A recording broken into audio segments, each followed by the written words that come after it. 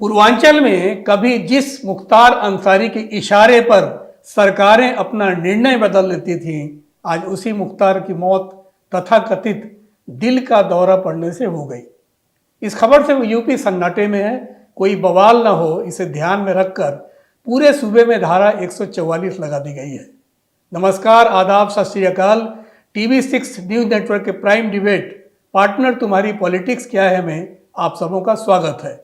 Don Mukhtar Ansari की मौत, कुछ लोग खुश हैं तो कुछ ऐसी मौत के तरीके पर कुछ को आपत्ति है। और एक बड़ा सवाल कि एक सूबे के गवर्नर का नाम आ रहा है इस साजिश में। बड़ा सवाल है अपने आप में, कौन है उस गवर्नर, क्या उसका रिश्ता है, इस पर हम बाद में चर्चा करेंगे। इस संदेश पर ऐसी मौत से किसको लाभ हो सकता है, किसको खुशी मिल सकती है, ये भी हमारा विषय है आज का। इस पर विमर्श के लिए हमारे तीन मेहमान हैं। पूर्व IPS SR दारापुरी साहब, वरिष्ठ पत्रकार सिद्दीकी साहब और मानवाधिकार पक्षकार राजीव शर्मा जी। स्वागत, अभिनंदन आप तीनों का। कुछ कमेंट सुन लेते हैं। सपा नेता आदित्य यादव को सबसे पहले उसकी बाइट सुनते हैं। जांच का विषय तो है, जांच होनी भी चाहिए। पोस्टमार्टम की कल जब बात आई तो प्रशासन ने शायद जहां तक ये कहा था देर रात पोस्टमार्टम भी हुआ और परिवार के सामने हुआ, और ये सारी चीजें होनी चाहिए, निष्पक्ष जांच होनी चाहिए। क्योंकि कुछ दिन पहले मुख्तार साहब की तरफ से भी शिकायत हुई थी और उसके साथ साथ अफजाल अंसारी साहब ने भी इस बात की शिकायत की थी जब वो मेडिकल कॉलेज मिलने गए थे मुख्तार अंसारी जी से। उन्होंने कहा था कि कई सारी ऐसी बातें आ रही हैं कि स्लो पॉइजन देने जैसी बातें या प्रशासन द्वारा कुछ ऐसी चीजें हैं जिनको मुझे लगता है जांच होनी चाहिए, और उसके जांच होगी तो सारी बातें सामने जरूर आएंगी। वो आदित्य यादव का बयान था, ये सपा नेता आदित्य यादव। अब मुख्तार अंसारी के बेटे उमर अंसारी ने क्या कहा, उसे भी सुनते हैं। जानकारी आप लोग के माध्यम से ही मुझे जानकारी दी गई है जी। कोई मुझे आधिकारिक रूप से किसी ने कुछ नहीं बताया है, लेकिन अब जो हकीकत है उसको तो सब जान चुका है, तो पूरा देश जान चुका है। आरोप लगाने वाला मैं कौन होता हूँ? जिनको जहर दिया गया उन्होंने आरोप लगाया। 19 मार्च को रात के खाने में उन्हें जहर दिया गया। उन्होंने माननीय न्यायालय में, जहाँ वो विचाराधीन थे बंदी के रूप में, जुडिशियल कस्टडी में थे, सारी कोर्टों में डाला गया। और आज सर सूचना कैसे मिली? मीडिया के माध्यम से बिल्कुल करेंगे, और जो कार्रवाई करनी है सब कोर्ट के माध्यम से और न्याय के रास्ते से आगे बढ़ेगी, और हमें न्यायपालिकाओं पर पूर्ण विश्वास है। उमर अंसारी, मुख्तार अंसारी के बेटे का बयान था जो हम सुन रहे थे। मुख्तार अंसारी की मौत सामान्य नहीं है, संदेहास्पद मौत है।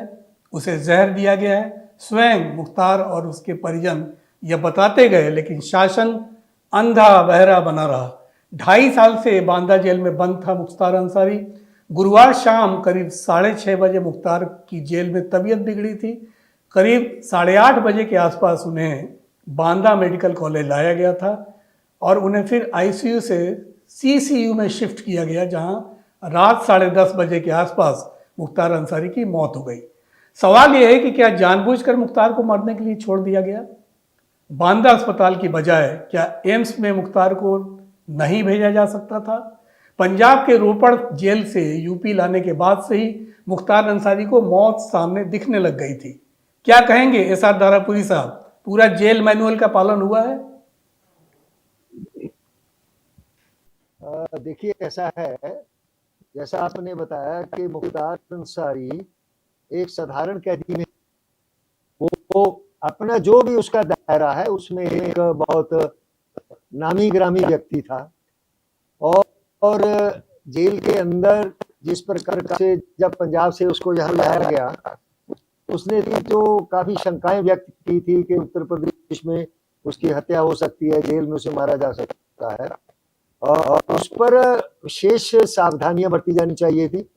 और दूसरा ये है कि जब काफी दिनों से वो ये शिकायत कर रहे थे कि भाई उसे स्लो पॉइजनिंग की जा है, इस पर भी एक विशेष सावधानी बरतनी चाहिए थी।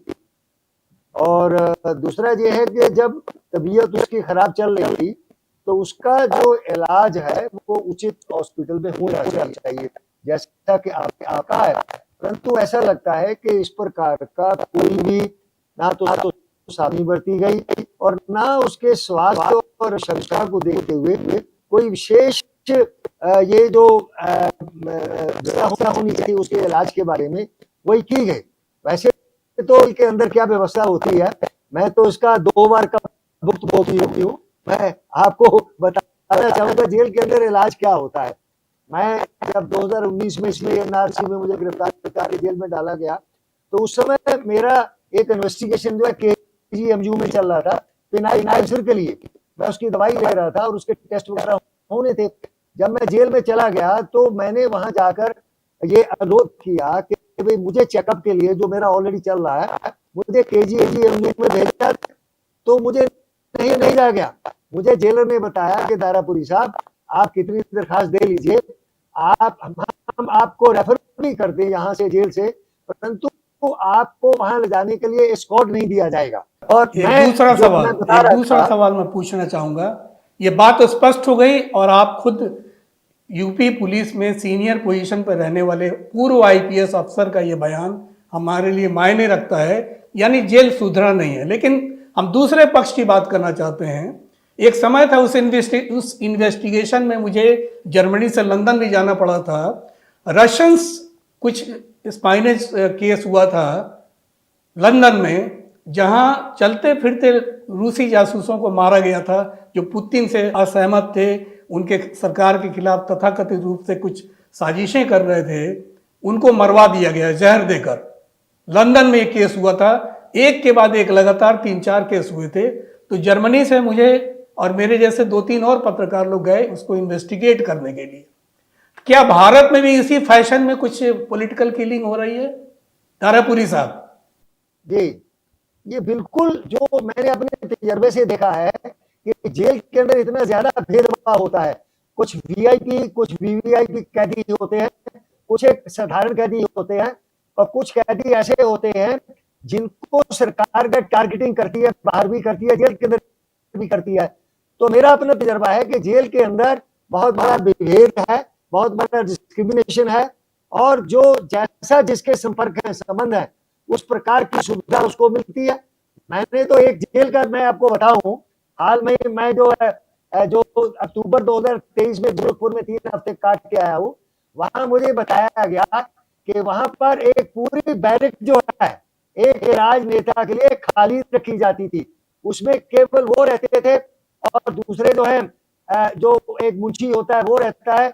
उनकी पत्नी उसमें वुमेन वार्ड में रहती थी, और ये बताया गया कि वो रात को शाम को वहां जाती थी। आप अंदाजा लगाइए, मैं जिस वार्ड में रहा वो वही वार्ड खाली होता था। जब मैं जेल में था तो वहां पर कम से कम 80 लोग थे। हम लोग बैठ सकते थे और हमारे पास कोई जगह नहीं थी। सलीम अख्तर सिद्दीकी साहब, चुनाव के समय योगी सरकार कह सकती है कि देखो हमने एक धर्म विशेष के माफियाओं को चुन चुन कर मरवा दिया। मऊ से विधायक बेटा अब्बास अंसारी चित्रकूट जेल में है। मैं बैकग्राउंड बता रहा हूं कि अभी क्या हो रहा है। और उसकी पत्नी निखत अंसारी भी जेल में है, और मुख्तार अब्बास अंसारी की पत्नी आयशा अंसारी फरार चल रही हैं। उन पर इनाम घोषित किया जा चुका है 50,000 का। छोटा बेटा उमर अंसारी, जिसकी बाइट हमने सुनाई अभी, वो जमानत पर है। गाजीपुर जिले के यूसुफपुर निवासी और माफिया कहा जाने वाला मुख्तार अंसारी अफराद की दुनिया में पहली बार 1988 में हरिहरपुर के सच्चिदानंद राय हत्याकांड से सामने आया था उनका फेस, और कुछ ही वर्षों में पूर्वांचल की तमाम हत्याओं ठेकेदारी में मुख्तार अंसारी का नाम खुलेआम लिया जाने लगा था। और मुख्तार अंसारी जेल में रहने के बावजूद पूर्वांचल के एक बड़े वोट बैंक को प्रभावित कर रहा था। तो क्या उसके मरने से सत्ता पक्ष को कोई फायदा मिलने वाला है? सलीम अख्तर सिद्दीकी साहब। देखिए, चुनाव के दौरान चुनाव की तैयारी चल रही है, प्रचार चल रहा है, और उस दौरान ये मौत होना, और दूसरा ये कि रमजान है और गुरुवार को मौत होती है, आज जुमे की नमाज होगी, तो ये सब क्या इत्तेफाक है? इस पर सवाल किया जाना चाहिए कि क्या ये सब इत्तेफाक से हुआ है। देखिए, बांदा में जो उनकी मौत हुई है जेल में, उसके बारे में तो उनके बेटे उमर ने पिछले साल सुप्रीम कोर्ट में भी कहा था कि मेरे वालिद की जान को खतरा है जेल में, उसको 1 साल हो गया है। अभी 21 मार्च को उन्होंने खुद लिख के दिया कि मुझे जहर दिया गया है।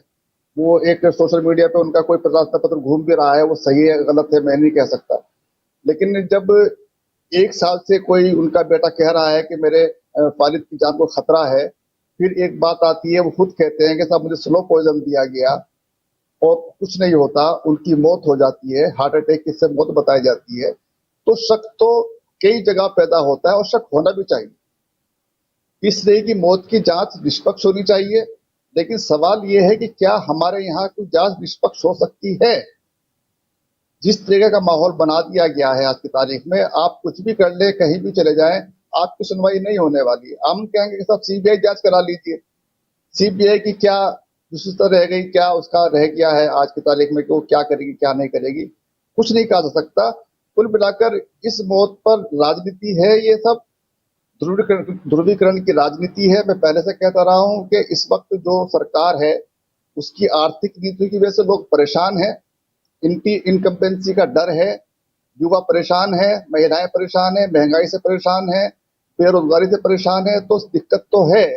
इसलिए सॉरी, ये सब चीजें की जा रही हैं और ये चीजें आगे भी जारी रहेंगी। मैंने पहले जैसे शुरू में कहा कि आप इसको देखिए कि चुनाव है, रमजान है, गुरुवार को मौत होती है, आज जुमे की नमाज हुई है, कहीं पे हो भी रही होगी, तो बड़ा विकट मामला है। तो कहीं ना कहीं सरकार ये चाहती होगी कि कुछ ऐसा हो जिससे माहौल थोड़ा बिगड़े और हमारे पक्ष में माहौल बने। ऐसा नहीं होना चाहिए, सबको शांति के साथ इन चीजों का ध्यान रखना चाहिए और यकीन रखना चाहिए न्यायपालिका पर, निष्पक्ष जांच पर। लेकिन फिर मैं कहूंगा कि क्या इस देश में निष्पक्ष जांच आज की तारीख में संभव है? बड़ा सवाल है, निष्पक्ष जांच संभव है? राजीव शर्मा जी, 26 मार्च को मुख्तार ने जेल प्रशासन से पेट में दर्द की शिकायत की थी और बोला भी था कि उसे किसी ने जहर दिया है। मुख्तार अंसारी के भाई अफजाल और बेटे उमर अब्बास ने पिता की मौत की आशंका जताई थी, जेल प्रशासन पर गंभीर आरोप लगाए थे। अफजाल ने तो यहाँ तक कहा था कि उसके भाई की हत्या का 7वीं बार प्रयास किया गया है। इस बार भी 19 मार्च को उन्हें खाने में जहर दिया गया था, तथाकथित रूप से जहर दिया गया था। और वहीं बेटे उमर ने भी प्रशासन पर आरोप मढ़ते हुए कहा था कि उसे पिता से मिलना तो दूर, शीशे से देखने तक की नहीं दिया गया। तो क्या किसी कैदी का मानवाधिकार नहीं होता है? मानता हूं माफिया था, डॉन था उत्तर प्रदेश का, 65 आपराधिक मामले थे, लेकिन क्या इसके बावजूद एक दुर्दांत अपराधी भी अगर जेल में है तो उसका कोई मानवाधिकार होता है या नहीं होता है? देखिए पुष्प जी, बिल्कुल होता है मानवाधिकार। और जिस तरीके का प्रकरण है उसमें मानवाधिकार आयोग की गाइडलाइन है कि जो पुलिस कस्टडी में या जुडिशियल कस्टडी में, पुलिस कस्टडी जो पुलिस की कस्टडी के अंदर जो है किसी की मृत्यु होती है, या जुडिशियल कस्टडी जो जेल के अंदर जुडिशियल कस्टडी में लोग होते हैं, चाहे वो सजा याफ्ता हो चाहे विचाराधीन हो, उनकी अगर इलाज के दौरान या संदिग्ध परिस्थितियों में या किसी भी तरह से मृत्यु होती है तो मानवाधिकार आयोग की ये गाइडलाइन है कि उस जिले का कलेक्टर, और अगर पुलिस कस्टडी में डेथ होती है तो वहां का एसएसपी या एसपी, और अगर जुडिशियल कस्टडी में डेथ होती है तो वहां का जेलर, उस जेल का, जिसको 24 घंटे के अंदर मानवाधिकार आयोग को लिखित सूचित करेगा कि उनके यहाँ, उनके जिले में, उनके जेल में फला व्यक्ति की मृत्यु हुई है। उसके बाद उसकी मजिस्ट्रेट इंक्वायरी होगी और मजिस्ट्रेट इंक्वायरी के बाद जो भी तथ्य पाए जाएंगे, उसमें एक चीज और मैं स्पष्ट कर दूं कि जो पुलिस कस्टडी में डेथ होती है उसके लिए प्रशासनिक magistrate, city magistrate, district magistrate, sub divisional magistrate, ये लोग जांच करते हैं। जुडिशियल कस्टडी में जो डेथ होती है उसके लिए अगर मृतक के परिजन न्यायिक जांच की भी मांग करते हैं तो न्याय प्रथम श्रेणी न्यायिक मजिस्ट्रेट द्वारा भी जांच की जाती है। निष्पक्ष जांच के बाद अगर ये सिद्ध हो जाता है कि किसी लापरवाही बस, या जैसा बताया जा रहा है कि जहर दिया गया, स्लो पॉइजन था, फूड पॉइजनिंग थी, जो भी था, उसमें ये सिद्ध हो जाता है कि ये तो सिद्ध हो चुका है कि कस्टोडियल डेथ है तो स्टेट गवर्नमेंट का तो फेलियर है स्टेट गवर्नमेंट का कंप्लीट फेलियर है, ये प्रथम दृष्टा माना जाता है, क्योंकि वो हिरासत का बंदी था, वो जुडिशियल कस्टडी में था, वो जेल के अंदर बंदी था। राज्य सरकार का ये दायित्व है उसके राज्य में निवास करने वाले या उसकी जो पुलिस प्रशासन है, जो जुडिशियल कस्टडी है, उसकी अभिरक्षा में अगर कोई भी कैदी बंदी रह रहा है तो उसके जीवन की रक्षा सुरक्षा की जिम्मेदारी राज्य सरकार और जिला प्रशासन की है, जेल डिपार्टमेंट की है। उसकी मौत हुई है, इलाज में लापरवाही से हुई है या उसको मरने दिया गया या जो अटैक आया है या पॉइजन दिया गया, एक जांच का विषय है, इसमें मैं जल्दीबाजी होगी कुछ भी कहना, मगर निष्पक्ष जांच होगी और राज्य सरकार पर फाइन भी लगाया जाता है जो मृतक के परिजनों को मुआवजे के तौर पर दिया जाता है, और वो फाइन सरकार की तरफ से पहले मृतक के परिजनों को दिया जाता है और फिर उस जांच के बाद जो लोग उस केस में लापरवाही या ढीला डाली है जिनकी वजह से भी ये हादसा होता है, उनके वेतन से उसकी वसूली की जाती है। इस तरीके की जो प्रक्रिया है वो मानवाधिकार आयोग की गाइडलाइन है, ये एक रूटीन प्रक्रिया है। किसी के साथ भी कोई हादसा होगा, वीवीआईपी हो, नॉर्मल कैदी हो, सजा याफ्ता हो, कस्टोडियल हो, जो भी हो। अब बात आती है, जैसा अभी पूर्व आईपीएस साहब दारापुरी साहब बता रहे थे कि भाई वो विशेष कैदी थे या उनकी हिस्ट्री ऐसी थी या जो भी था, उसके लिए अगर उनके परिजन संबंधित उच्च न्यायालय में जाकर के magistrate high level magistrate inquiry के लिए भी याचिका दायर करेंगे तो सक्षम संबंधित उच्च न्यायालय के न्यायाधीश महोदय, जो भी बेंच होगी वहां, वो भी उसमें न्यायिक जांच के आदेश देगी और निष्पक्ष जांच होगी। मैं वरिष्ठ पत्रकार सलीम अख्तर सिद्दीकी साहब की इस बात से सहमत नहीं हूं कि इस देश में न्यायिक प्रक्रिया की उम्मीद करना या न्याय मिलना संभव नहीं है। हाँ, हो सकता है कुछ मामलों में, मैं भी जानता हूं बहुत सारे मामलों में पीड़ित पक्ष को समय से न्याय नहीं मिल पाया या जब न्याय मिला तब तक उसके परिजन पैर घिस करके या जो उसके पैरोकार थे वो दम तोड़ गए। मगर सीधे सीधे ये भी मान लेना कि इस देश में अब न्याय नहीं होगा, मैं इस बात से सहमत हूँ। ठीक बात है। हाँ, दारापुरी साहब से मुखातिब मैं हूँ और कुछ कमेंट्स उनके चाहिए। मुख्तार अंसारी के अधिवक्ता सौभाग्य मिश्रा का आरोप है कि उनके साथ जेल में संविधान से हटकर कार्रवाई की जा रही है। उनके बेटे उमर व अन्य परिजनों को मिलने या बात करने तक नहीं दी गई। 40 दिन पहले भी उसे भोजन में जहर दिया गया, ये आरोप मैं दोहरा रहा हूँ जो उनके जानिब से लगाया गया था। और उसके बाद 10 दिन पहले भी कथित रूप से दोपहर के भोजन में मुख्तार को जहर दिया गया। वकील सौभाग्य मिश्रा का आरोप है कि जेल अधिनियमों के विपरीत शासन प्रशासन कार्य नहीं कर रहा है। और दूसरा ये कि दरअसल एमपी एमएलए कोर्ट गाजीपुर में पूर्व विधायक विजय सिंह को बचाने के लिए मुख्तार अंसारी की गवाही रोकी जा रही थी। ये सारा किस्सा गाजीपुर के गिर्द है दारापुरी साहब। और गाजीपुर वो इलाके से जुड़े हुए राज्यपाल एक हैं जो अभी जम्मू कश्मीर में हैं, वो भी इस जांच के घेरे में हैं। बड़ा मामला है अपने आप में। तो आप क्या कहेंगे दारापुरी साहब, जेल मैनुअल का पालन किया गया था या एक लंबा कोई पॉलिटिकल कंस्पिरेसी थी इसके पीछे? दारापुरी साहब। देखिए, ऐसा है, जब शुरू में कहा था ये जो कैदी था एक हाई प्रोफाइल वाला था, उसका प्रोफाइल एक दूसरा था, वो एक अलग बात। और मैं अपने तजर्बे से भी कह सकता हूं कि मुख्तार अंसारी के साथ क्या हुआ होगा।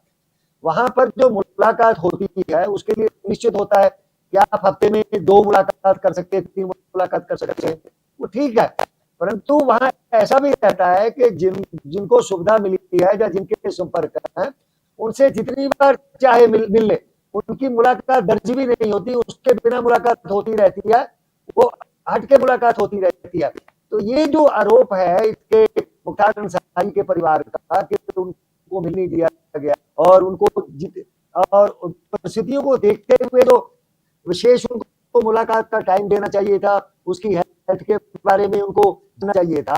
ये जो आरोप है ये बहुत गंभीर आरोप है और इसकी उच्च स्तर से जांच चाहिए। तो बाकी ये है कि जो मैंने आपको बताया कि जेल की जेल का सारी अपनी दुनिया है, अपने कायदे कानून है।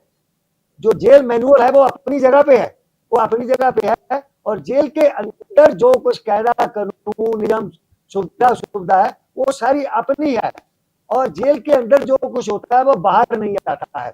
अब मैं तो को के 2 बार हो आया हूँ, मैं अंदर का भी खूब देखा है, झेला है, और बाहर का भी देखा है। तो हमारी जो जेल में है वहां जिस कायदे कानून से एज पर जेल मैनुअल जो है, जो कुछ सबके लिए समान व्यवहार होना चाहिए वैसा नहीं होता है।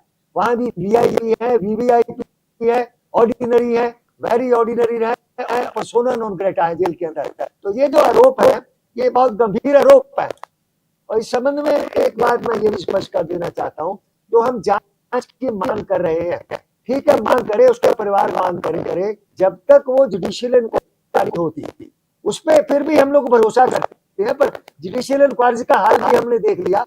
तारापुरी साहब, एक सवाल अनुत्तरित रह जाएगा, कर दिया। थोड़ा सुन लीजिए, ध्यान से सुन लीजिए। मनोज सिन्हा गाजीपुर जिले से संबंध रखते हैं, इस पूरे मामले के केंद्र में वो भी हैं, दूर नहीं है।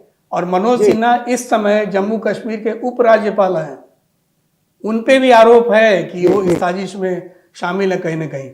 तो क्या एक उपराज्यपाल जो उस पद पे बैठा हुआ है, क्या इस पूरी जांच को प्रभावित कर सकता है? उन्हें इस्तीफा नहीं देना चाहिए? महत्वपूर्ण सवाल है, आपका जवाब चाहिए। जैसे ऐसा है कि मेरा ना ये तजर्बा और विचार है कि जो जुडिशियल जांच होगी किसी भी लेवल की हो ले, कोई बड़ा उच्च अधिकारी कर ले, उससे देने वाला नहीं है। इसमें हाई कोर्ट का कोई जज जो है वो इसमें जांच तो आरोप है उनकी सही सत्ता कुछ बाहर नहीं आएगा, आरोप केवल आरोप होकर रह जाएंगे। मुझे का पूरा मतलब है। ठीक है, थोड़ा सा लाइन फिर भी पीसीआर देखें कि कैसे ठीक हो सकता है। कुछ कमेंट्स पे नजर डालते हैं। पूर्व भाजपा विधायक कृष्णानंद राय की पत्नी अलका राय ने कहा कि यह भगवान का आशीर्वाद है, ये जो मौत हुई है मुख्तार अंसारी की, भगवान का आशीर्वाद है, कोट अनकोट। मैं न्याय के लिए उनसे प्रार्थना करती थी और आज न्याय मिल गया है हमें। इस हत्या की घटना के बाद उससे पहले कभी होली नहीं मनाई थी, लेकिन मुझे लगा कि आज हमारे लिए होली है।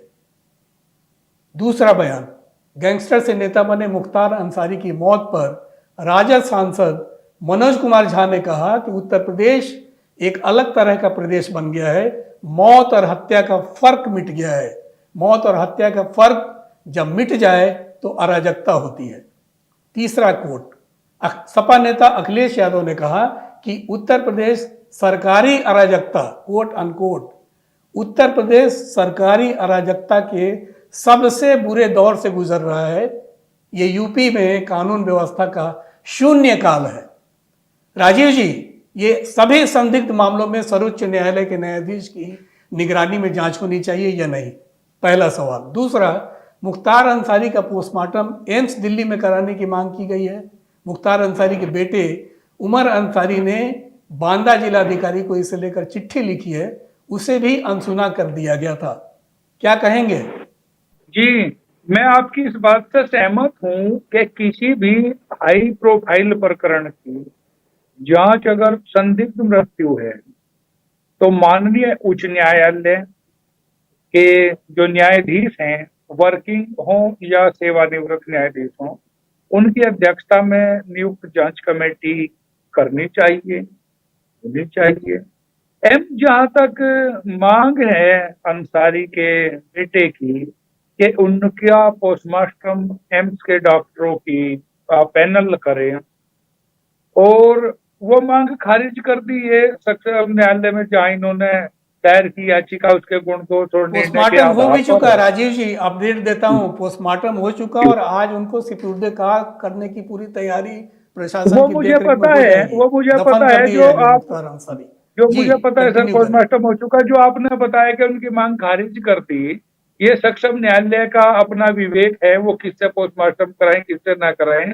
दूसरा ये है कि अगर एम्स में भी, जहां तक सवाल है कि मनोज सिन्हा के ऊपर आरोप लग रहे हैं या भारतीय जनता पार्टी पे आरोप लग रहे हैं कि उनके साजिश और षड्यंत्र के तहत जेल में उनकी हत्या कराई गई है, तो जो ऑल इंडिया मेडिकल संस्थान है एम्स, उसके जो डॉक्टर हैं पैनल पे, अगर वो भी पोस्टमार्टम करते हैं तो क्या केंद्र सरकार उसको प्रभावित नहीं करेगी? वहां भी तो भारतीय जनता पार्टी।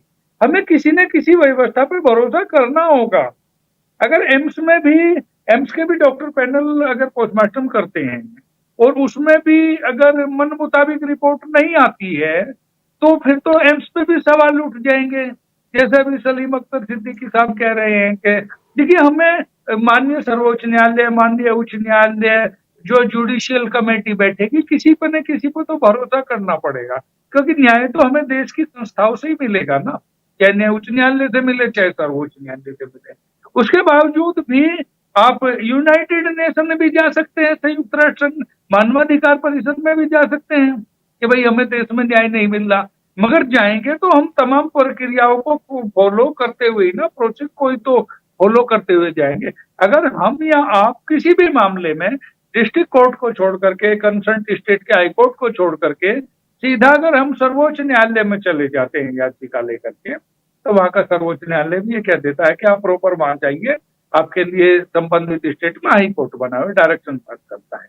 तो एक न्यायिक व्यवस्था है, जुडिशियली व्यवस्था है, उसको कंप्लीट फॉलो करके कहीं ना कहीं तो न्याय मिलेगा। माना कि सरकार जुल्म और ज्यादती पर उतरी हुई है, मगर इस देश में ऐसा नहीं है कि शटर डाउन हो गया है, ब्लैक आउट हो गया है और इंसाफ मिलना बंद हो गया। हाँ, इस बात से मैं सहमत हूं कि बहुत सारे मामलों में लोगों को इंसाफ नहीं मिला, इस बात से मैं पूर्ण रूप से सहमत हूं, मगर ऐसा भी नहीं है कि न्यायालयों की तरफ से टोटल जंगल राज घोषित होते हुए किसी को भी न्याय नहीं मिल नहीं, रहा। ऐसा नहीं इस है, बात ठीक से कह रहे हैं, बिल्कुल सही बात- कह रहे हैं आप।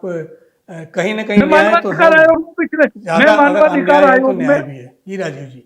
आयोग में 15 साल से पैनल पे हूँ। इसी तरीके के कस्टोडियल डेथों के मामले मैंने लड़े हैं, मैं पैरोकार रहा हूं उनमें और उनको न्याय दिलाया है। जबकि वहां भी पॉलिटिकल मैटर आते थे, पॉलिटिकल लोगों पर आरोप लगाए जाते थे, सब जेल के। अब चूंकि एक सिविल आदमी या एक नॉर्मल लो प्रोफाइल आदमी की जेल के अंदर उसके प्रतिद्वंदी द्वारा हत्या करा दी जाती है। तारापुरी साहब बहुत अच्छी तरीके से जानते हैं कि लोकल स्तर पर सांसद विधायकों के, चेयरमैनों के जो विरोधी होते हैं और जेल में झूठे मुकदमे में डाल दिए जाते हैं, फिर उनकी अंदर ही अंदर हत्या करा दी जाती है। मगर चूंकि वो लो प्रोफाइल होते हैं, इसलिए उनका कोई पैरोकार नहीं होता, ना कोई उनका पॉलिटिकल बैकग्राउंड होता, तो इसलिए कोई ठीक है, राजनीतिक पार्टी या कोई उनके हम लिए फिर पैरोकारी विषय नहीं पे करता, हम मगर फिर न्याय विषय उनको भी मिलता है। ठीक है, न्याय उनको हम भी फिर मिलता विषय पे आ जाते हैं। सलीम अख्तर सिद्दीकी साहब, रमजान का ही महीना था जब 15 अप्रैल 2023 को जांच के लिए अस्पताल ले जाते समय अतीक अहमद व उसके भाई अशरफ की गोली मारकर हत्या कर दी गई थी। जो आपने पहले बयान दिया उसी के ट्रैक पे मैं बात कर रहा हूं। तो क्या इसे संजोग मानेंगे या क्या मानेंगे कि एक समुदाय विशेष को संदेश देना चाहती है सरकार कि यूपी को मुस्लिम माफिया मुक्त कर दिया गया, हिंदू माफिया रहे, सुरक्षित रहे, मुस्लिम माफिया मुक्त कर दो? नहीं, वो माफिया तो सुरक्षित है ही, उसमें तो राय नहीं है। और अगर आप अतीक अशरफ की जहां तक बात है, तब भी शायद, अगर मैं गलत नहीं हूं तो नगर निगम के चुनाव थे यूपी के अंदर। जी अगर मैं बिल्कुल। गलत नहीं हूं तो नगर निगम के चुनाव थे। और जाहिर सी बात है, कहीं ना कहीं देखिए, मैं राजीव जी की बात को बताऊंगा कि ऐसा नहीं है कि हमें न्याय नहीं मिलता है, लेकिन जब न्याय मिलने में 50 साल लग जाए, 60 साल लग जाए। अब देखिए, रामपुर तिराहा कांड कब हुआ था, उसका फैसला अब आया है, 4-6 दिन 8 दिन पहले। मैंने उसे कवर तो किया दो था। लोग मैंने दो उसे लोगों कवर को सजा किया। हुई है उसमें। तो उस न्याय का फायदा क्या है भाई, कि हम न्याय देते ही हैं आपको। मैं बताऊं, मैं मलियाना से बिलोंग करता हूं, मेरे सामने 87 में 72 लोग मारे गए। क्या हुआ? न्यायिक जांच हुई, उसकी रिपोर्ट कहां खबर है ये कुछ नहीं मालूम। 37 साल बाद जारी कर दिए के साथ 72 लोगों किसी ने नहीं मारा। आखिर 72 लोग मरे तो होंगे ना, किसने मारा उनको? तो अगर आप न्याय नहीं दे पा रहे, 50 साल बाद दे पा रहे हैं, 40 साल बाद भी नहीं दे पा रहे, तो न्याय को कैसे मान ठीक लें? है, ठीक है, आप इस और विषय पे देखिए- मेरे सवाल पे आइए। मेरे सवाल पे पुष्परंजन जी, जी। देखिए, ये भी देखा गया है कि किसकी याचिका खारिज होगी, किसकी याचिका मान ली जाएगी, ये भी खूब चल रहा है। कौन सा पैनल, कौन सा बेंच, कौन सा केस सुनेगी, कौन सा नहीं सुनेगी, ये भी खूब चल रहा है। आप देख ही रहे हैं इस चीज के अंदर। ऐसा नहीं है। और जहां तक मानवाधिकार आयोग की बात है, कि राजीव जी मुझे बताएं कि इन 10 सालों में कितने बड़े केस में मानवाधिकार आयोग ने कोई एक्शन लिया है? पूर्वी दिल्ली दंगों में क्या कोई एक्शन लिया मेरा है? सवाल है क्या? सलीम साहब, गुजारिश है आपसे मेरा सवाल है कि क्या उत्तर प्रदेश मुस्लिम माफिया मुक्त हो गया? इसका संदेश जाएगा देखिए चुनाव में?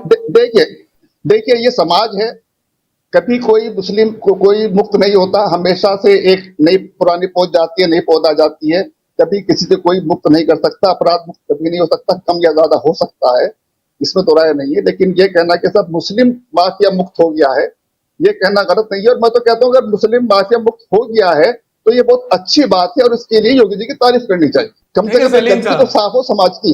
अपराध की न तो कोई जाति होती है और न ही उसका सर ये कोई सर धर्म मैं तो होता इसी है। बात अपराध मैं अपराध तो ही इसी होता बात है। को मैं तो इसी लेकिन बात को चूंकि मानता हूँ कि चुनाव में अपराध लोग बुलाना चाहेंगे इसको, जी जी जी इसलिए जी सवाल। मैं ये कहता हूँ कि अपराधी अपराधी होता है, उसको मुसलमान हिंदू की नजर से नहीं देखा जाना चाहिए। अपराध को जैसे अपराध कोई भी हो उसको बेहसी सजा मिलनी चाहिए। आप इसलिए कि वो कोई मुसलमान अपराधी है तो आप उसकी तरफदारी करेंगे, कोई हिंदू अपराधी तो उसकी तरफदारी करेंगे, ऐसा नहीं होना चाहिए। लेकिन समाज में ये कर दिया गया है, ये दुख की बात। ये दुख की बात है, वाकई आप सही कह रहे हैं। एसआर दारापुरी साहब, मुख्तार अंसारी का कोर्ट में दिया पत्र सामने आया है जिसमें आरोप लगाया गया है, कोट अनकोट, फिर प्रार्थी की हत्या का षड्यंत्र जम्मू कश्मीर के lieutenant governor Manoj Sinha, MLC Brajesh Singh, BJP विधायक सुशील सिंह, एसटीएफ आईजी अमिताभ यश और प्रमुख सचिव गृह की ओर से रची गई है, कोट अनकोट। ये लेटर 21 मार्च 2024 को बांदा कोर्ट के सीजेएम को दिया गया था। क्या कहिएगा दारापुरी साहब? बहुत गंभीर आरोप है आप पे, बार बार इस सवाल पे मैं इसलिए आ रहा था। देखिए, ये जो आरोप है एक बहुत गंभीर आरोप है और इनकी जांच तभी तुरंत शुरू होनी चाहिए थी, परंतु ऐसा नहीं हुआ। तो पहले नहीं हुआ तो मैं तो फिर वही मांग करूंगा कि इन आरोपों की जांच हाई कोर्ट के किसी जज के दिशा निर्देश में ही होनी चाहिए। जब तक ऐसा नहीं होता ये आरोप सही थे या गलत थे, वो सच्चाई सामने नहीं आएगी। आरोप सही थे या गलत थे, सच्चाई सामने नहीं आएगी।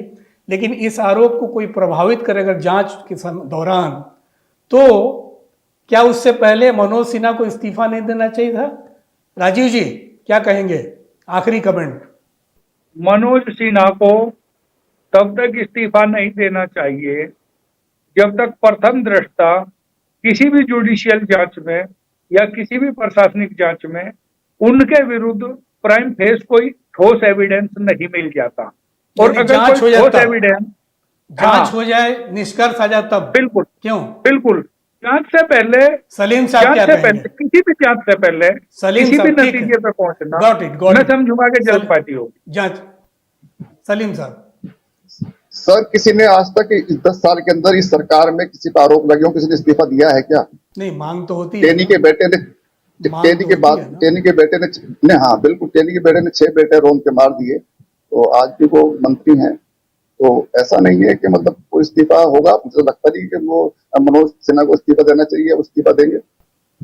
ठीक बात। समरथ को नहीं दोष गुसाई, बहुत पॉपुलर कहावत है।